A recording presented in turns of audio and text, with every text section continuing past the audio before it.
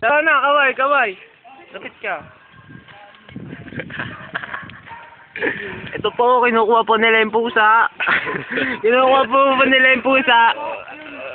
Turo mo, ito po. Ayan po, ayan po, ayan po, ayan po. Ito po yung may gawa, harap ka sa camera. Ito po. Yeah, hello, say hello. Hello. Hi, baby, Musta na yun? Ito po, dalawa. Kunan nyo, Nagawa po sila ng apoy. Hindi po ang simula ng paggawa ng apoy. Dito po nagsimula. Dito po nagsimula yung anilang relasyon. Dito nag-umpisa ang panahon ng bato. Ang heartthrob ng Pinas. Nag-jojo ko eh. Nag-jojo? Siya yung nakalagay doon. Ikaw sumungkit na. Ikaw ang sumungkit na. Oh, parang ganun nakahaba naman. Papahiyan daw. Nagagalit na.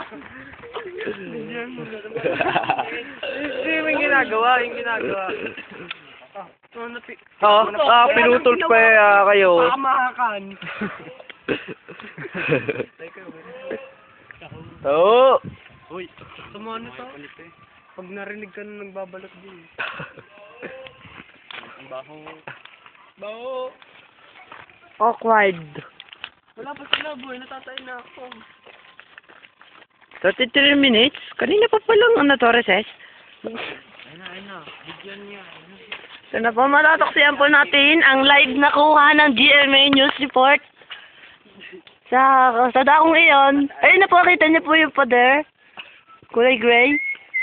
Ang layo pa rin. Ayun na. Ayun na. Big ka na kayo. Sumuko ka na. Yan. Kita niyo yung aso?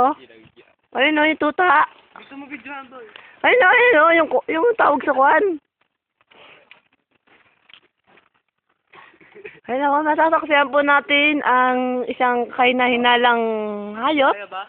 na natatagpuan lang sa Umali. Ayun na, susungkit na po ng kalawri. Kinaliwa na po. Uy, na. Ayun na yung multo. Kulit eh. Ikaw na maingay. Bato yung sangalot lang. Kita niya yan. Buha kayo ng dugto ka niya pa to. Oy, binaon. Ano na yan? Wala na. Stop na yan. Dugso ka niya pa yung dulo.